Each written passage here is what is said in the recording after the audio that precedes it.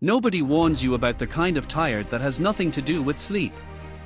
They talk about burnout like it's something that happens to other people, to the ones who weren't strong enough, who didn't manage their time well, who made poor choices. Nobody tells you that it can happen quietly, slowly, in the middle of an ordinary life, to someone who was trying their absolute hardest. Nobody tells you that one day you can wake up inside the life you worked so hard to build, and feel nothing at all. That is where he found himself at 31. From the outside, the picture looked fine. A steady job. A small apartment with morning light that came through the east window every day like a promise. Friends who checked in occasionally. A routine that moved him from one obligation to the next with enough momentum to look like living. But underneath all of it, underneath the composed emails and the weekend plans and the nod he gave his reflection every morning before leaving the house, there was a weight he had been carrying for so long he had stopped noticing it was there.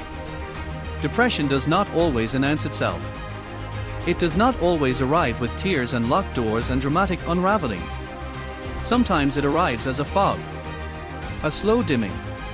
The gradual disappearance of the things that once made you feel like yourself. He used to love running. He used to lose hours in books. He used to call his mother on Sunday evenings just to talk.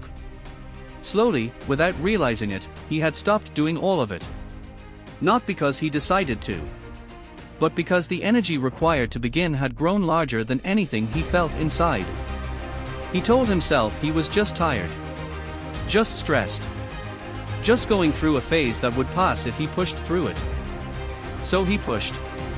He worked longer hours to feel productive. He filled his calendar to avoid the silence. He smiled in every room he entered, because somewhere along the way he had learned that his pain made other people uncomfortable, and he had taken that lesson so deeply to heart that he began to hide it even from himself. But the body keeps its own record.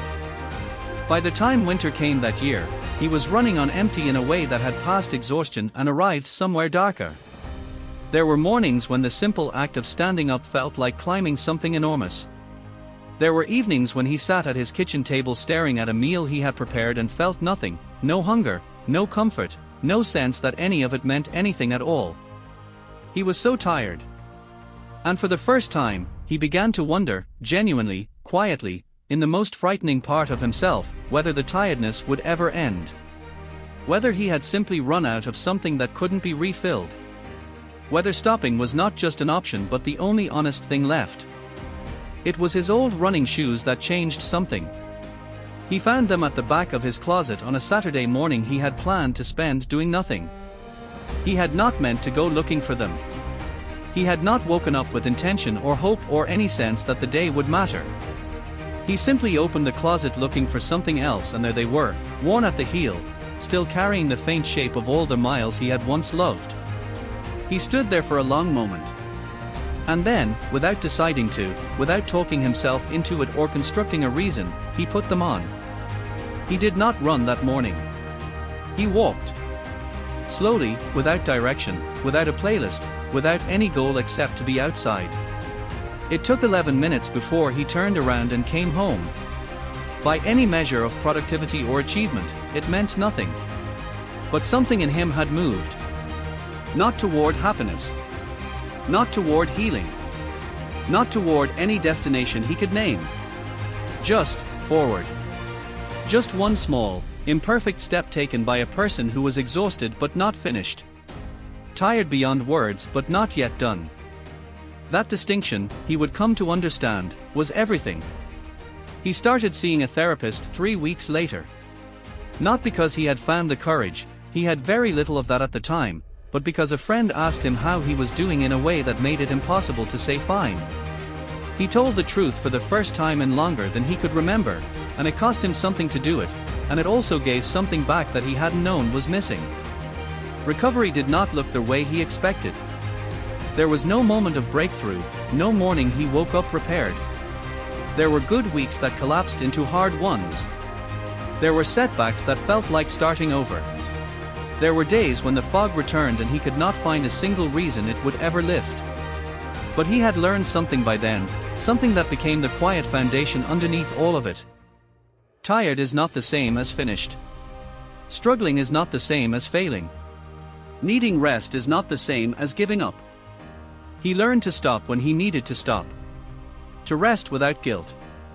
To ask for help without shame. To treat himself with the same patience he would have offered anyone he loved. These were not small things. For someone who had spent years believing his worth was measured in how much he could endure, they were enormous. He is still learning. Some days are still hard. The weight does not fully disappear, it becomes something you carry differently. Something that no longer defines you, even if it is still sometimes there. But he is still here. Still walking. Still showing up for the life that is quietly, slowly, becoming his again. There is something important in that. Something worth saying out loud. You are allowed to be tired. You are allowed to rest. You are allowed to fall apart and ask for help and take longer than you expected and still believe that you will find your way through. But please, don't stop because you're tired. Stop only when you're done. And you are not done. Not even close.